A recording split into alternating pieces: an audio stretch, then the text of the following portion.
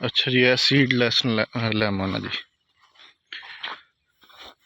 मैनू को एदा बूटा को दिता नहीं, चलो घर ला लेंगे स्कंजी भी को है दी पिछे।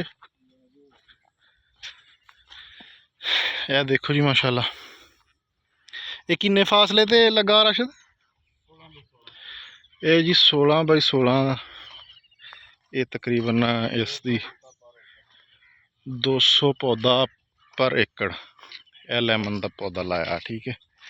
और ये हालांकि देखो ए हुण इस किन्नी जगह है, 2-2.5 कनाल जगह है। तो इत्थे पौधे किन्ने लगे है? 1 2 3 4 6 7 8 9 10 11 12 13 14 15 16 16 चौके किन्ना हुंदा है? पता नहीं हुण तू जरा दे इहनूं। अच्छा जी, 16 बूटे एक साइड दे ते 4 बूटे एक साइड दे। हाँ जी 64। तो असी पढ़ते तो कट्ठे ही रहे हैं, लेकिन अच्छा पंजवीं भी है, यानी कोई 70 के बूटे है, 70-80 बूटे लगे है जी। तो भाई होरी मेरे नाल ही पढ़ते रहे, तो मैं इन्हों को आया, क्योंकि इत्थे अजकल नर्सरियां दे विच बहुत धोखा हो रहा ना। तो मैं इन्हूं कॉल की, मैं कहा यार पौधे चाहिए। वो हुण वाकई जनाब 100 पौधा, 100 भी पूरा नहीं होया किन्नू दा वेख चुके सी। बाकी जनाब असी नाल मिठा मिक्स करके ना तकरीबन उन्होंने 100 पौधे की जरूरत सी, बाकी नाल मिठा किया, 100 पौधा पूरा किया। यह तेनों चैक करवाना सी कि यह जी लैमन लगा, अगर किसी बंदे ने लाना थोड़ा जिहा पक्का, यानी नॉर्मल जिहा रकबा है, ना ये ज़्यादा रेतला है तो ना ये ज़्यादा पक्का, यानी ज़बरदस्त रकबा है ये वास्ते, लैमन वास्ते। पौधे की तुसीं ग्रोइंग देख सकते हो लैमन की, यदी तो अपनी नर्सरी है, ठीक है। तो बाकी इस को चैक करना जाके लैमन के पौधे को जाके चैकिंग वास्ते, 1-2 पौधा लाने है, मेरे ख्याल मौसमी का पौधा है, ठीक है। तो एक बहुत अच्छा है शोभा है माशाल्लाह साढ़े इलाके दे विच। इत्थे गरीब तो गरीब बंदा भी ना लखां दे नाल कमा लैंदा है।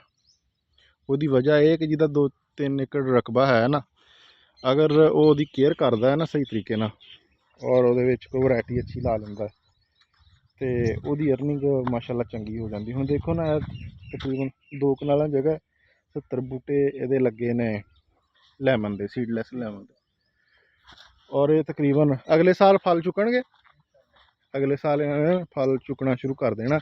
और अगले साल जनाब इन्होंने लखां दे विच आमदन देनी। हुण देखो 2-2.5 कनालों के विचों अगर बंदा 1.5-2 लाख कमा ले, तो नाल फसल शसल भी। हुण देखो इन्होंने विच ना बाजरा सुट्टिया, और ये बाजरा जानवरों वास्ते, पकावा बाजरा नहीं, क्योंकि पकावा बाजरा जिहड़ा ना बाग नूं नुकसान दिंदा। साइड ते इन्हें ग्रेट की लाइन लाई है, ठीक है, यह देख सकते तुसीं। और ये तो पुराने पौधे, ये इंशाल्लाह इस दफ़ा फल देंगे, ठीक है। यह देखो नाल जनाब ट्यूबवैल वगैरह लगा, जिस टाइम इन्होंने पानी की जरूरत होनी है तो इन्होंने अपना पानी शानी इन्होंने टाइम नाल ला देना, ठीक है। तो गल करन दा मकसद ये है कि बहुत ज़्यादा स्कोप है इस चीज़ का है। हुण पसीनो पसीनी होए हैं, अज मैं पौधे जाके किन्नू दे ते मिट्ठे दे ला रहा है, और इंशाल्लाह 2 साल तो बाद ना उन्हें फल देना शुरू कर देना। मैं हुण भी काफ़ी पौधे देखे जिन्होंने 2-2 3-3 दाने इत्थे नर्सरी दे विच चुके, हालांकि इतना साइज़ नहीं है, मीडियम साइज़ दे नहीं पे बड़े साइज़ दे। तुसीं देखो कि फ्रूटिंग वाले पौधे लैके जाने जिन्होंने 5-5 10-10 दाने लगे, हुण वो वैसे भी असर उन्हों दा जिहड़ा असर है ना, वो जमीन नाल मैच ही नहीं हुंदा। उन्हों दी हैल्थ देख के पौधे की दरम्याना पौधा होए वो खरीदो और वो अपने रकबे दे विच लाओ, ठीक है। यह ज़बरदस्त मौसम है जनाब, यह 2-3 महीनों के विच ना जिन्हें पौधे वगैरह लाने ने वो बेहतरीन तरीके नाल जिहड़ा ना अपना हुण जाके तुहानूं चैक करवाना बाकी पौधे।